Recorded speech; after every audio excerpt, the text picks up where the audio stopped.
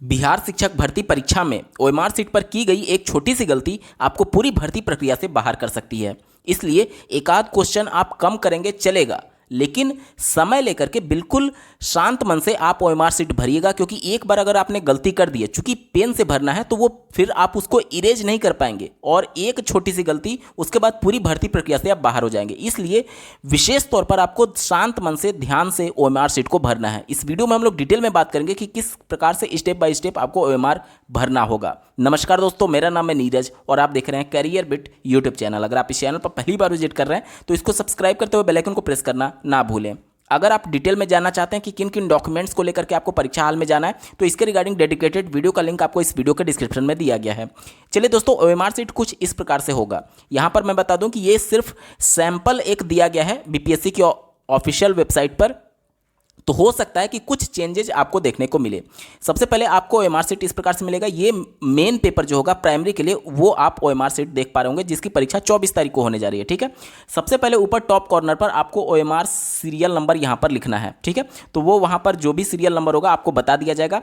कई बार क्या होता है कि यहाँ पर जो ये आप क्यूआर कोड देख रहे हैं, यहीं पर कई बार सीरियल नंबर लिखा रहता है, तो यहाँ पर क्या लिखना है वो आपको इन्विजिलेटर के द्वारा सूचित किया जाएगा। क्योंकि चूंकि ये सैंपल पेपर है, इसलिए यहाँ पर पूरी जानकारी नहीं दी गई है, सिर्फ और सिर्फ आपको फॉर्मेट बताया गया कि इस फॉर्मेट में आपका ओएमआर सीट आएगा। ठीक है, तो यहाँ पर क्या कुछ लिखना होगा वो इन्विजिलेटर द्वारा आपको सूचित कर दिया जाएगा। यहाँ पर पूरी जानकारी नहीं दी गई है। ठीक है, उसके बाद से देखिए यहाँ पर उम्मीदवार का नाम लिखना है। ध्यानपूर्वक देख लीजिए, इन ब्लॉक लेटर यानी कैपिटल लेटर में आपको लिखना है। जैसे मान लीजिए किसी का नाम राम कुमार है, तो ऐसा नहीं कि आप ऐसे रनिंग इस प्रकार से लिख देंगे राम कुमार, इस प्रकार से नहीं चलेगा, ये गलत है। ठीक है, ब्लॉक लेटर यानी कैपिटल लेटर में आपको इस प्रकार से लिखना है। एकदम साफ साफ लिखिएगा, एक भी छोटी सी गलती नहीं होनी चाहिए। ठीक है, इस प्रकार से आप राम कुमार अपना नाम लिख देंगे, जो भी आपका नाम होगा आप यहाँ पर कैपिटल लेटर में लिख देंगे। उसके बाद से यहाँ पर देखिए अनुक्रमांक लिखना है। देखिए 1 2 3 4 5 6 7 ब्लॉक्स दिए गए हैं, लेकिन जो आपके एडमिट कार्ड पर अनुक्रमांक है उनकी संख्या सिर्फ और सिर्फ 6 है।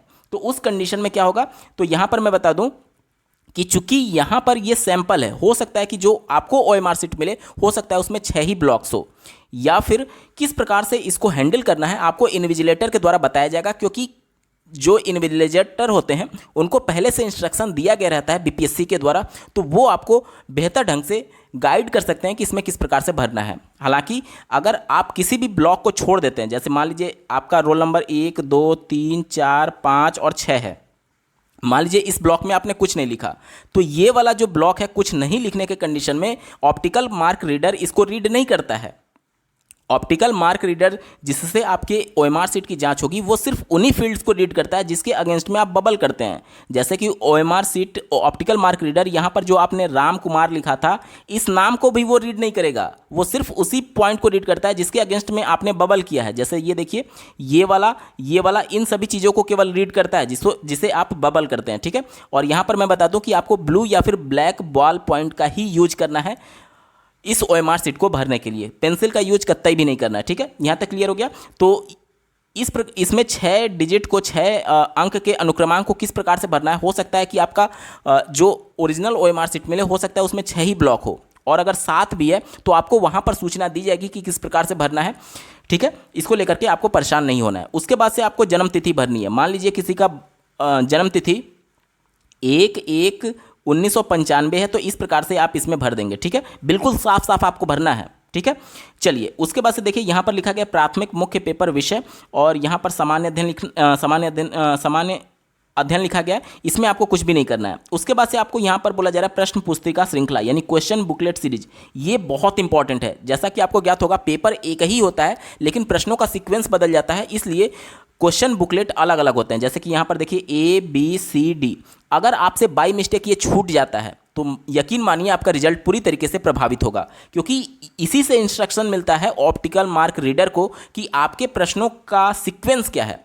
चूंकि मशीन के द्वारा आपकी कॉपी की जांच हो रही है, अगर मशीन को आपने इंस्ट्रक्शन नहीं दिया कि आपका सीक्वेंस ये था तो उस हिसाब से आप कैसे जांचेगा वो मशीन आपका। इसलिए अगर आपके द्वारा ये छूट जाता है तो आपका रिजल्ट पूरी तरीके से प्रभावित होगा। मान लीजिए कि आपका सेट ए है तो आप यहाँ पर ए लिखेंगे और इसको पूरा अच्छे से कलर करेंगे। ठीक है, ए वाले को। ठीक है, इतना तक क्लियर हो गया। चलिए उसके बाद से जब आप नीचे जाएंगे तो यहाँ पर टोटल 120 प्रश्न आने वाले हैं मुख्य पेपर में।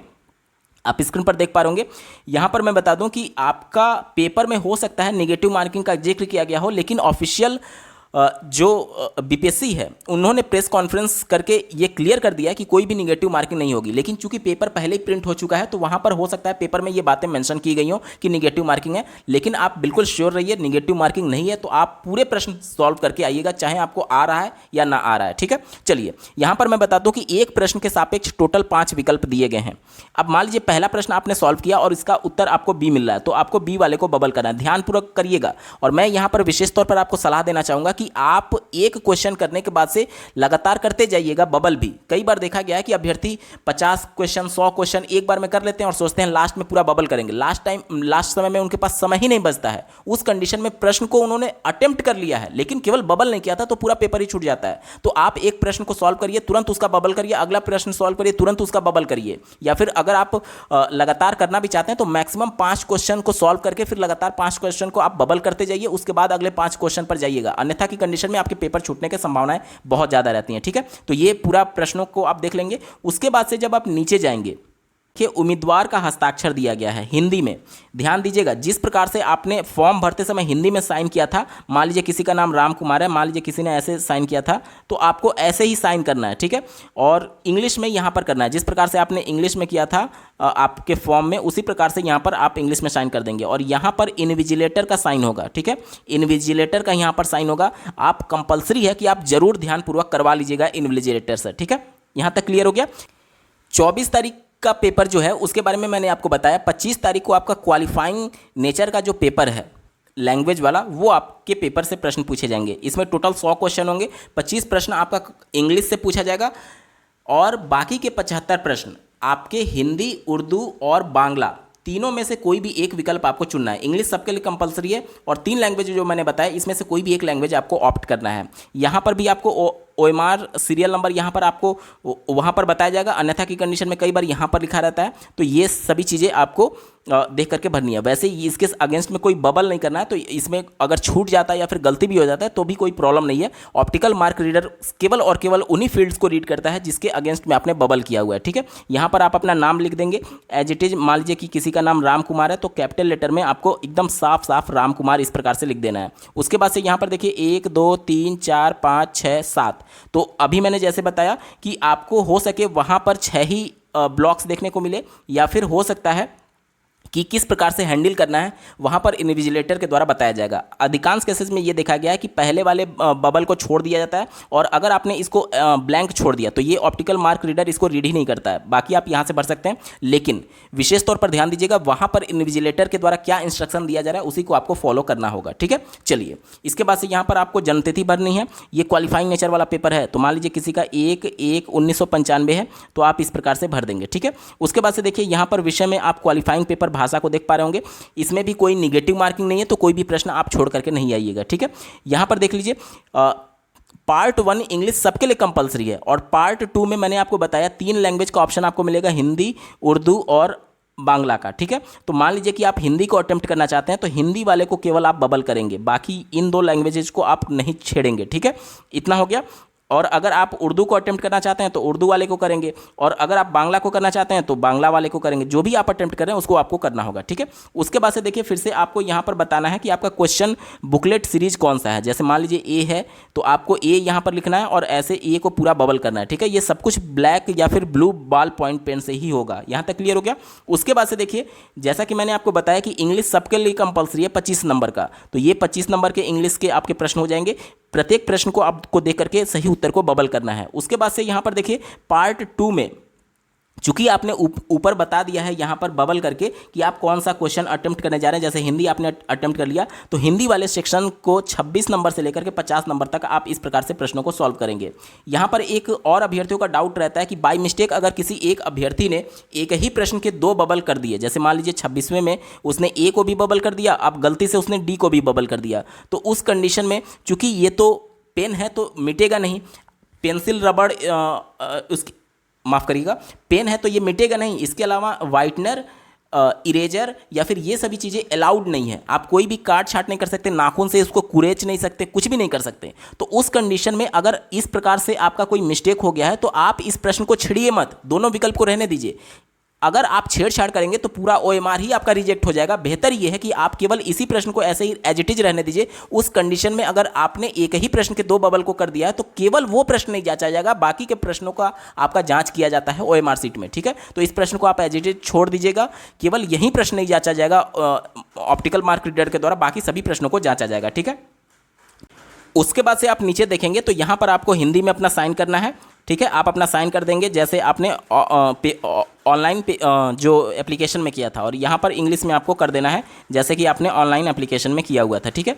और यहाँ पर इन्विजिलेटर से साइन करवा लेना है। यहाँ तक प्राइमरी के बारे में मैंने आपको बता दिया। अब चूँकि अगर आप टीजीटी यानी माध्यमिक 9-10 के टीचर बनना चाहते हैं और उच्च माध्यमिक यानी कि पीजीटी यानी कि 11-12 के शिक्षक बनना चाहते हैं, तो उस कंडीशन में आपका 26 तारीख को पेपर होने वाला है और जो क्वालिफाइंग पेपर है वो 25 तारीख को होगा। तो उस कंडीशन में 25 तारीख वाला तो मैंने आपको ओएमआर सीट बता दिया। अब 26 तारीख को जो पेपर होगा आप अपने स्क्रीन पर देख पा रहे होंगे। यहाँ पर देखिए, आप अपना ओएमआर सीरियल नंबर लिखेंगे, यहाँ पर कैपिटल लेटर में अपना नाम लिखेंगे, यहाँ पर रोल नंबर आप लिखेंगे जैसा कि मैंने पहले बताया, और यहाँ पर आपको अपना डेट ऑफ बर्थ लिखना है। यहाँ पर देख सकते हैं माध्यमिक मुख्य पेपर विषय, यहाँ पर आप अपना बुकलेट सीरीज लिखेंगे। जैसे मान लीजिए किसी का बी है तो बी लिख करके आपको यहाँ पर बबल कर देना है, ठीक है।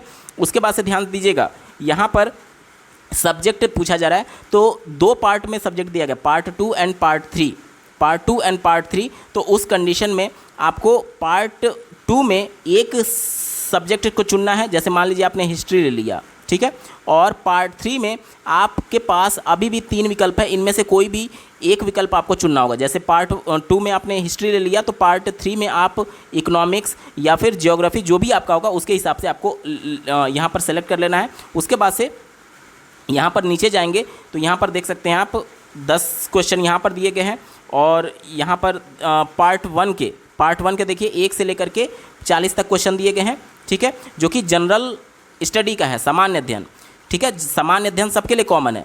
पार्ट 2 का आप देखिए, पार्ट 2 जो भी आपने चुना था उसके अनुसार आप यहाँ पर प्रश्नों को सॉल्व करेंगे 1 से लेकर के 40 तक, ठीक है।